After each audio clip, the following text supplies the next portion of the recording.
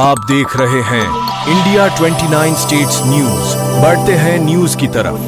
Project Congress పై కుట్ర చేసింది 2022లో పెద్ద వరదలు వచ్చినా దానికి ఏం కాలేదు.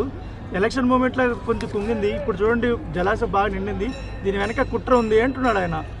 మనం ఇలా బోనాలు అంటే చాలా ప్రతిష్ఠితమైన పండుగ. భాగ్యలక్ష్మి అమ్మవారు అంటే ఇంకా ఎంతో పవిత్రమైన మహిమగల అమ్మవారు.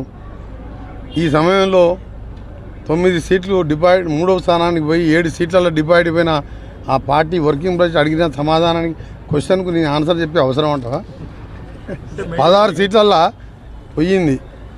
ఇక వాళ్ళు కూడా పార్టీ మీద ఆశ వదులుకున్నారు. అలాంటి క్వశ్చన్కి ఆన్సర్ చేస్తే ఈ పండుగ రోజు వాతావరణం ఖరాబ్ అవుతుంది. అది వాళ్ళ విజ్ఞతకే వదిలిపెడుతున్నా. 3 ఏళ్ల కింద ప్రాజెక్టు కట్టిండ్రు.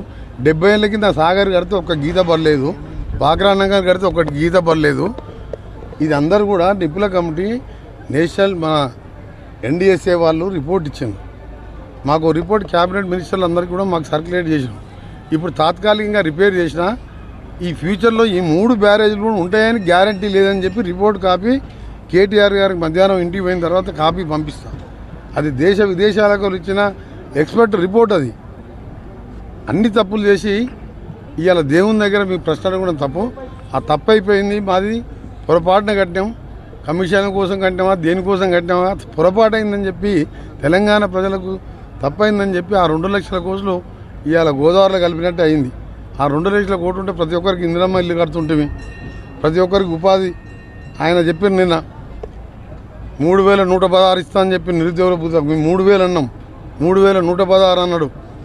57 ఏళ్ళకే పెన్షన్ 4000 అన్నాడు. ఏమి ఇవ్వలే. ఇవాళ మేము చెప్పిన 6 పాయింట్లలో మీ కరెంట్ బిల్ వస్తుందా? మీకు 0 బిల్ వస్తుందా? మీకు 1000 రూపాయలు వస్తుందా? మరి గట్టిగా చెప్పరాదు నువ్వు. మరి అమ్మవారి దగ్గరనే కరెక్ట్ అబద్ధాలు. మరి హరీష్ రావు గారు ఆ పాయింట్ చెప్పారు. నెలకు 1000 రూపాయలు అంటే సంవత్సరానికి 12,000 మిగిలిచ్చినాం కదా. ఆ సిలిండర్ ఇప్పుడు 700 మీకు అకౌంట్లో వాపసు పడుతున్నాయి కదా. అందరికి వస్తున్నాయి కదా.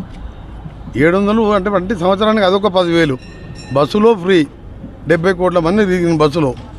ఈరోజు మేము ఒకటే చెప్తున్నాం. నవంబర్లో వాళ్ళు ఉన్నప్పుడే అది కూలిపోయింది. దానికి ఫస్ట్ రోజు పోలీస్ ఆఫీసర్తో కుట్ర అని చెప్పింది. కుట్ర ఇదేదో కుట్రలా కనబడుతుంది. కుట్ర పెట్టి బాంబులు పెడితే ఆ డ్యామ్ పైకి లేస్తుందా కిందికి పొంగుతుందా? కిందికి పోవాలి కదా. పైకి లేవాలి కదా. కిందికి పోయింది. ఫౌండేషన్ లేదు, నాలెడ్జ్ లేదు. ముఖ్యమంత్రి ఆయనే, చీఫ్ ఇంజనీర్ ఆయనే, చీఫ్ మినిస్టర్ ఆయనే.